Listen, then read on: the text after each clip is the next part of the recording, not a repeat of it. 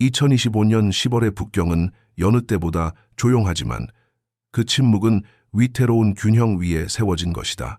전국 각지에서 모인 대표들은 중난하이 회의실에 정숙하게 앉아 있었고 CCTV는 예의 그 화려하고도 공허한 수사로 제15차 5개년 계획의 장밋빛 미래를 읊조렸다.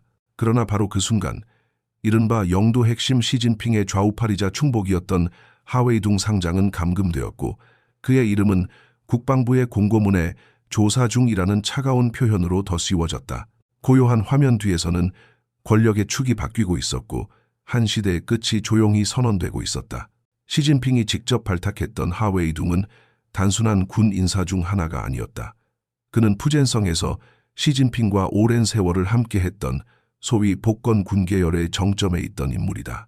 전군을 통괄하는 중앙군사위원회 부주석이자 정치국 위원이라는 이례적인 겸직은 그가 얼마나 충성의 상징이었는지를 증명해준다. 하지만 바로 그런 인물이 단 한 줄짜리 공고문으로 실각했다는 것은 더 이상 시진핑이 군의 통수권자가 아니라는 것을 세상에 보여주는 공식적 선언이나 다름없었다. 중국 공산당의 권력은 세 가지 기둥 위에 서 있다. 총구, 붓끝, 그리고 돈줄. 이 중에서 총구, 즉 군권은 시진핑이 지난 10년간 절대 양보하지 않았던 마지막 보루였다. 당의 권위가 흔들릴 때마다 그는 군복 입은 장군들과 나란히 등장했고 국방과 안보의 문제를 자신에게 집중시켰다. 그러나 이제 그런 이미지는 허상에 불과해졌다. 하웨이둥과 미아오화 등 9명의 상장이 동시에 낙마한 사건은 우연이나 비리 때문이 아니라 의도된 정치적 외과 수술이었고 수술의 칼날을 쥔 이는 시진핑이 아니라 바로 장여엽을 중심으로 한 군 내 실세들이었다. 이보다 며칠 앞서 발표된 해방군보의 사설은 이 새로운 구조를 암시했다. 중앙군사위원회와 시진핑 주석의 지휘에 절대 복종하겠다고 외치는 문장은 언뜻 보기엔 시진핑에 대한 충성을 나타내는 듯하지만 사실 그 안에 담긴 권력의 실체는 전혀 다르다. 왜냐하면 시진핑 주석을 위해 싸우겠다고 외치는 자들이 실제로는 시진핑의 장군들을 반당분자로 몰아내고 있기 때문이다. 다시 말해 황제의 이름을 빌려 황제를 허수아비로 만드는 전형적인 정치적 탈권력화가 시작된 것이다. 더욱이 이번 사태가 주는 메시지는 군 내부를 넘어 전당으로 확산되고 있다. 면책 특권은 없다. 철모자는 더 이상 통하지 않는다는 문구들은 단지 군 수뇌부에게만 보내는 경고가 아니다. 이는 복건군뿐만 아니라 지방 정권과 관료 조직까지 포함한 모든 시진핑 인사에게 전달되는 단 하나의 신호였다. 너희는 그가 직접 임명했을지 몰라도 지금은 그를 보호할 힘이 없다. 한원준 그승 미르 빛괄에서 과거 화거펑이 그랬듯이 시진핑 역시 군권을 상실한 최고 지도자의 자리에 서게 되었다. 화려한 수식어로 가득 찬 중앙 언론의 기사들은 오히려 그의 실질적 고립을 더욱 적나라하게 드러낸다. 과거의 충성 맹세는 형식으로만 남고 실제 명령권은 다른 손에 넘어간다. 이 순간부터 시진핑은 더 이상 총을 지휘할 수 없는 지도자, 다시 말해 구호로만 존재하는 황제가 된 것이다. 총을 잃는다는 것은 단지 군대를 잃는 것이 아니다. 그것은 공산당 체제에서 통제력을 잃는 것이다. 전장에서 병력을 이동시키는 것만이 아니라 정치의 흐름을 결정하고 정책의 방향을 정하며 때로는 내부 반대 세력을 억누르는 가장 강력한 수단이 사라졌다는 뜻이다. 이제 그는 새로운 법안에 서명할 수는 있어도 그것을 강제할 수는 없다.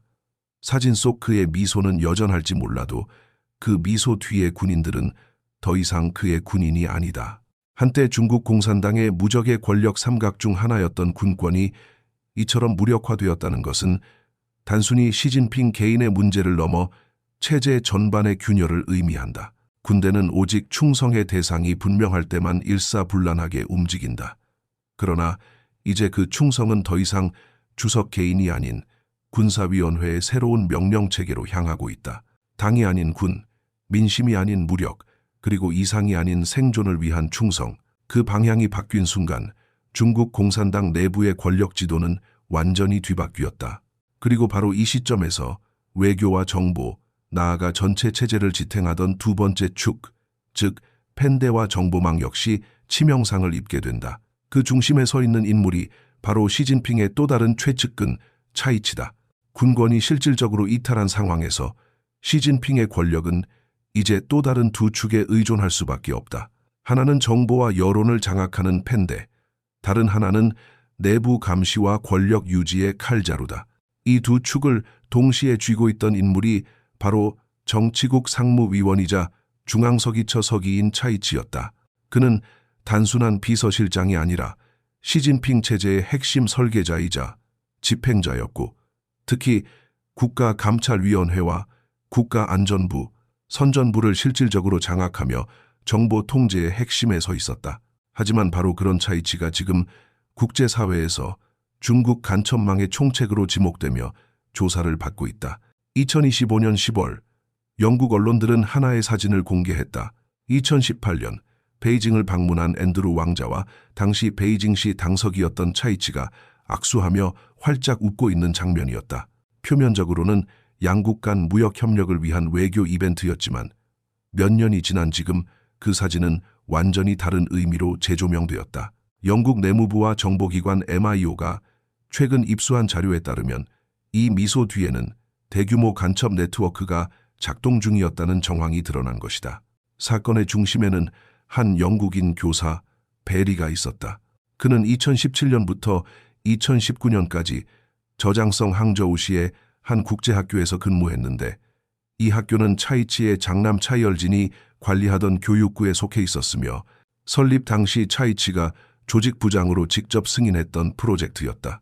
이후 베리는 영국으로 귀국한 뒤 영국 의회의 중국 연구그룹에서 일하는 카쉬라는 연구원으로부터 민감한 정보를 수집하여 이를 중국 정보기관의 코드네임 알렉스라는 인물에게 전달했다. MIO는 이 과정에서 확보한 음성 녹취 파일을 통해 베리가 직접 차이치와 접촉하고 정보를 보고했다는 사실을 입증했다고 밝혔다.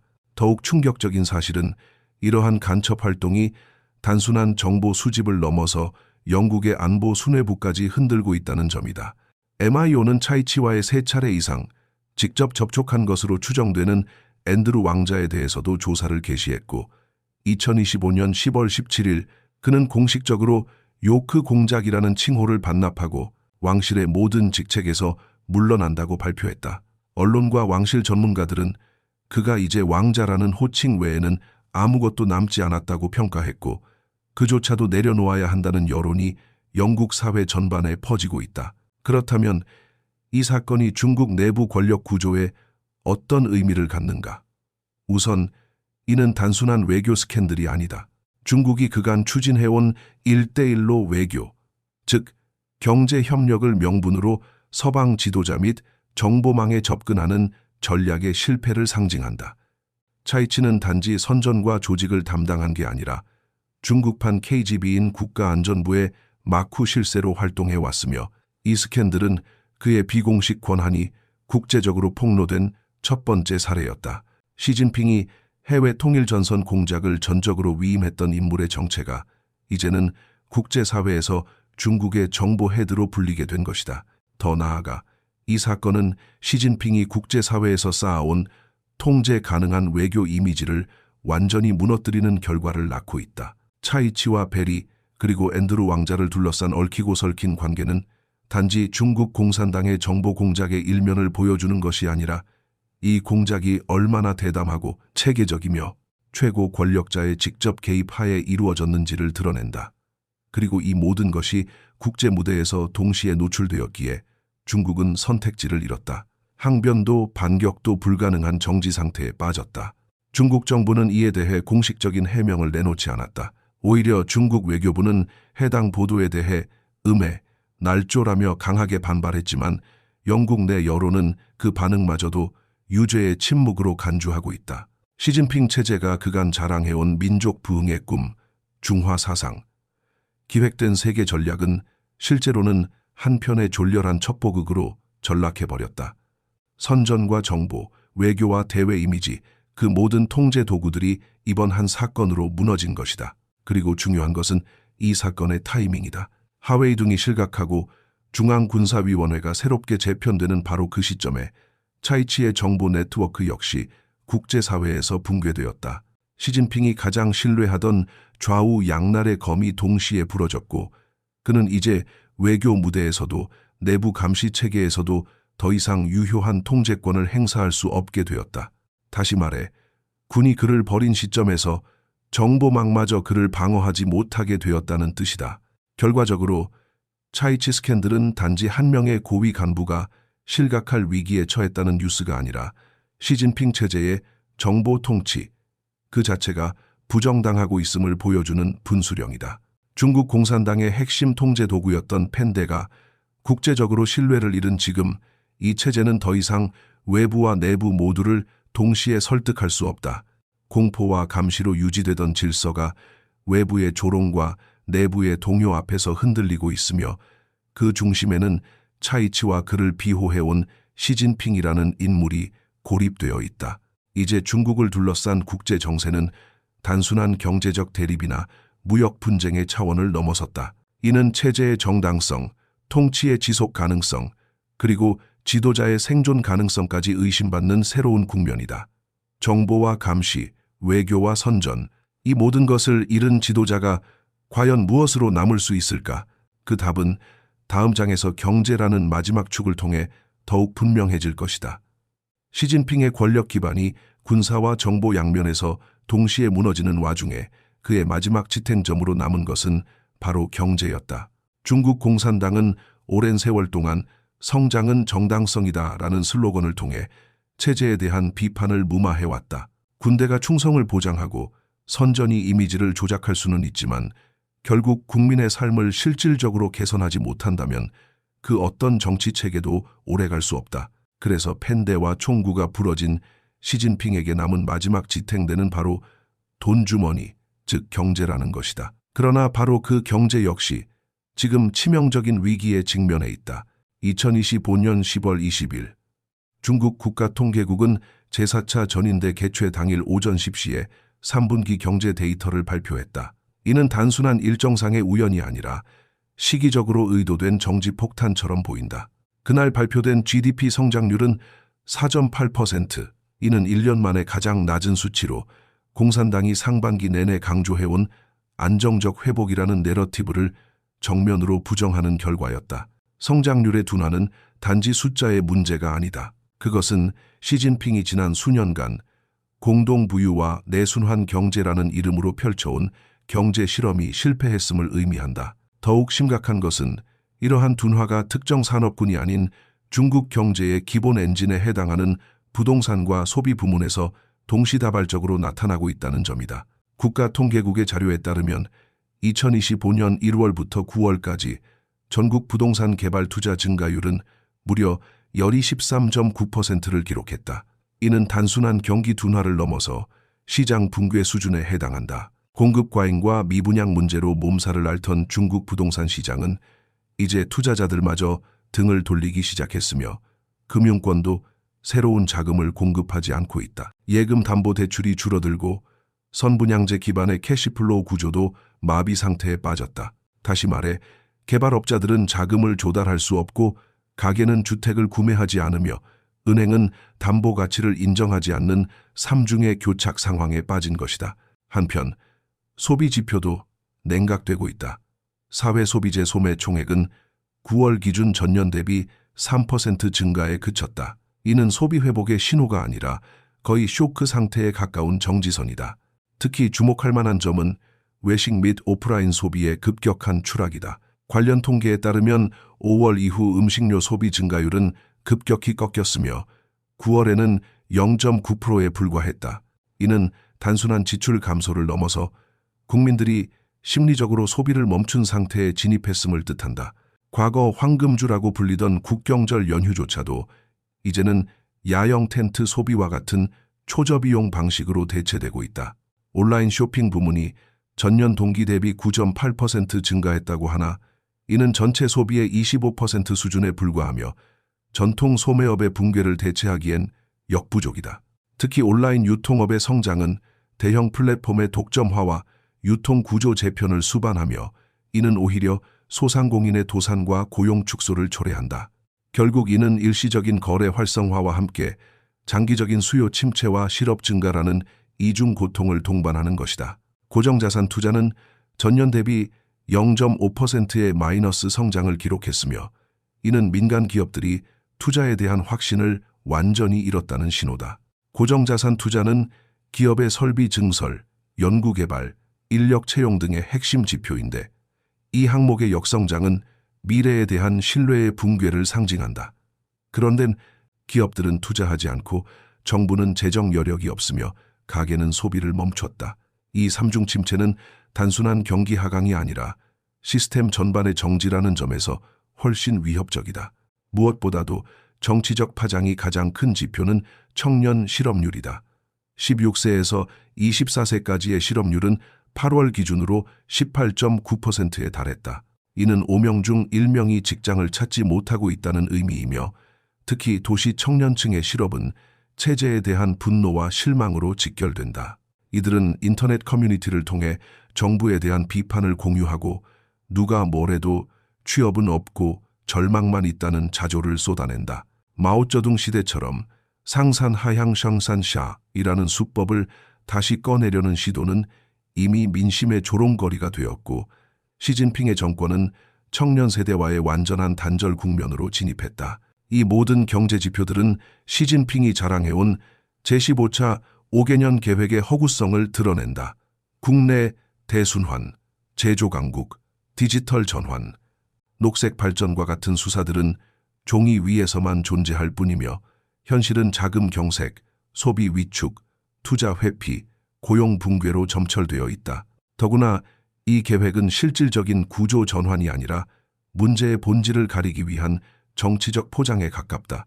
경제 성장을 말하지만 재정은 이미 지방정부의 채무에 눌려 있고 기술 혁신을 말하지만 미국과의 반도체 전쟁에서 패배를 인정하지 못한 채 허세만 남았다.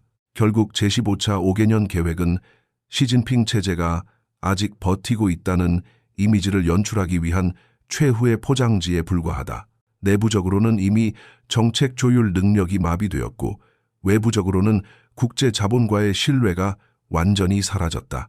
남은 것은 체제 내부의 불신과 민심의 냉소, 그리고 공식 수치조차 감출 수 없는 통계적 파국뿐이다. 총구는 무너졌고 펜대는 들통났으며 돈줄마저 마르기 시작했다. 이제 시진핑은 권력의 세 축 중 어느 하나도 제대로 손에 쥐고 있지 못한 채 그저 중앙의 한가운데 앉아있는 허상의 지도자로 전락해가고 있다.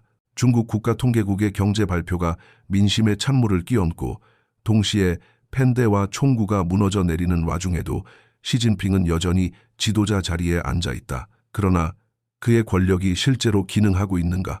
더 나아가 그는 여전히 중국이라는 거대한 체제를 이끌 수 있는 실질적 주체인가? 이에 대한 대답은 최근 미국 재무부 고위 관계자가 사용한 단 하나의 단어에 모두 압축되어 있다. 바로 콘클레이브이다. 콘클레이브는 본래 로마 교황청에서 교황을 선출할 때 사용하는 용어다. 전 세계의 추기경들이 시스틴 성당에 모여 문을 잠그고 외부와의 모든 연결을 끊은 채 새로운 교황을 뽑는 일종의 밀실회의다. 선출이 완료되면 성당 굴뚝에서 하얀 연기가 피어오르고 그제야 전 세계는 새로운 교황이 누구인지 알게 된다. 베이징의 사중전회를 두고 이 단어를 사용했다는 것은 미국 정보 당국이 지금 이 순간 중국 내부에서 새로운 최고 권력자를 사실상 선출하고 있다고 보고 있다는 의미다. 그렇다면 하얀 연기가 아직 피어오르지 않았다고 해서 내부에서 아무 일도 벌어지고 있지 않다고 믿을 수 있을까? 아니다. 오히려 지금이야말로 진정한 권력 이양의 물밑 과정이 가장 치열하게 진행되는 시점이다. 이름도 없고 보도도 없으며 공식 발표도 없는 가운데 과연 누가 다음 중국의 실질적 통치자가 될 것인가? 미국이 이 용어를 사용한 배경에는 정보기관들이 수집한 통화 기록, 군내 인사 배치, 고위 간부 동향 등 수많은 정황 정보가 담겨 있다고 봐야 한다. 이러한 흐름 속에서 가장 유력하게 부상하고 있는 인물은 바로 장여협이다. 그는 시진핑의 오랜 측근이지만 동시에 복건파가 아닌 군 내부 실세, 그룹과도 일정한 거리두기를 해온 전략가로 평가받는다. 특히 이번 구인상장 숙청 사태에서 사실상 칼자루를 쥔 인물로 지목되면서 군 내부의 신뢰를 단숨에 얻은 것으로 보인다. 장여협의 등장은 곧 군이 선택한 차기 체제라는 신호로 익힌다. 이러한 전환은 과거 중국 현대사에서도 유사한 사례가 있었다. 바로 1976년 화궈펑 체제의 붕괴다. 마오쩌둥의 지정 후계자였던 화궈펑은 당주석, 군사위원회 주석, 국무원 총리라는 3대 직위를 모두 보유한 명목상의 절대 권력자였다. 그러나 그는 실질적으로 군 통제력을 갖지 못했고 당의 핵심 이념 지배력도 유지하지 못했다. 당시 덩샤오핑을 필두로 한 원로 세력은 이른바 진리표준 논쟁을 통해 화궈펑의 사상적 정통성을 무너뜨렸고 이후 인사 이동을 통해 조직 장악력을 높이며 체제를 조용히 전환시켰다. 무엇보다 결정적인 장면은 바로 군 통제권 이양이었다. 명목상 화궈펑이 군사위원회 주석이었지만 실제로는 중월 전쟁을 지휘한 덩샤오핑이 실권을 행사했다. 화궈펑은 거의 2년 가까이 모든 공식 직함을 유지했지만 이미 권력이 제거된 상징에 불과했다. 지금의 시진핑이 그 화궈펑과 닮아가고 있다는 것은 단순한 역사적 유사성이 아니다. 실제로 총구는 장여협이 쥐었고 펜데는 외신 스캔들로 무너졌으며 돈줄은 국가통계국이 부정할 수 없는 수준으로 바닥을 드러냈다. 그런 상황에서 시진핑이 여전히 회의장 중앙에 앉아 있다는 사실 자체가 오히려 이상하게 느껴질 정도다. 그는 여전히 영도 핵심, 위대한 지도자, 새 시대의 총설계사라는 수식어를 공식 문서에서 부여받고 있지만 내부 권력 지도에서 점점 고립되어 가고 있다. 지금 중국 정치의 중심은 그가 아니라 그를 중심으로 움직이는 척하면서도 이미 다른 방향으로 가고 있는 실세들의 손에 있다. 그렇다면 이 콘클라베의 끝은 어떤 모습일까? 그것은 전례를 따르자면 조용한 형태로 나타날 가능성이 크다. 시진핑은 건강 이상이나 정책적 피로를 이유로 일부 직무를 임시 위임할 수 있고 그 과정에서 중앙군사위원회나 중앙조직부 등의 인사구조가 재조정될 수 있다. 동시에 당내에서는 정치국 학습회의나 간부 확대 간담회와 같은 이름의 비공식적 회의에서 새로운 지도 원칙이 논의되고 어느 순간부터 시진핑이 등장하지 않는 공개 행사가 늘어나기 시작할 것이다. 그리고 마침내 단 한 줄의 보도만이 모든 것을 마무리 지을 것이다. 시진핑 동지는 건강상의 이유로 일선 업무에서 물러난다. 이처럼 하얀 연기는 이미 굴뚝 안에서 타오르고 있을지도 모른다. 다만 아직 굴뚝이 막혀 있을 뿐이다. 그러나 언젠가는 그 연기가 올라올 수밖에 없다. 왜냐하면 지금의 정치 구조는 이미 내부적으로 파열음을 내고 있으며 이를 봉합하지 않는 한 체제 전체가 흔들릴 수밖에 없기 때문이다. 시진핑이 지난 10년간 공들여 쌓아올린 권력의 삼각축, 즉 총구, 펜데, 돈줄은 이제 하나씩 무너져 내렸다. 하웨이둥과 복건군의 몰락은 그의 군사적 통제력을 송두리째 빼앗아갔고 차이치를 둘러싼 국제 간첩 스캔들은 중국이 자랑하던 정보 및 선전 통제망의 기반을 흔들었다. 마지막으로 경제, 공동부유와 내수순환이라는 이름으로 포장된 제15차 5개년 계획은 실상은 둔화된 성장률과 청년 실업, 소비 위축, 부동산 붕괴로 점철되어 신뢰를 상실한 국가의 초상만을 남겼다. 이러한 세 축의 붕괴는 단순한 기능 상실이 아니라 통치 정당성의 본질적 해체를 의미한다. 공산당의 통치는 당의 절대성을 전제로 하며 지도자의 권위는 그 절대성을 대행할 수 있을 때에만 유효하다. 지금의 시진핑은 여전히 직함은 유지하고 있지만 실질적으로는 명령이 먹히지 않는 권위 없는 상징이 되어가고 있다. 그는 여전히 인민일보 일면에 실리고 CCTV는 그의 발언을 반복하지만 군대는 명령을 따르지 않고 선전은 국제적으로 조롱받으며 경제 수치는 거짓을 감출 수 없는 지경에 이르렀다. 그가 지배하고 있는 것은 더 이상 현실이 아니라 과거의 유산과 껍데기뿐이다. 역사적으로 보았을 때 권위만 남은 권력은 결코 오래가지 못한다. 화궈펑은 그 사례를 증명했고 후진타오는 점진적 이양이라는 방식으로 그것을 피해갔다. 하지만 시진핑은 끝까지 모든 것을 자신의 손에 쥐려 했고 바로 그 욕망이 오늘의 파국을 초래했다. 그는 누구보다 철통 권력을 가졌지만 지금은 누구보다 빠르게 모든 것을 잃어가고 있다. 시스템은 돌아가고 있지만 중심은 공백이다. 그의 통치는 계속되는 것처럼 보이지만 실상은 이미 대체되고 있다. 이제 질문은 단순하다. 시진핑은 얼마나 더 그 자리에 있을 수 있는가가 아니라 그가 없는 시대는 어떤 이름으로 불리게 될 것인가이다.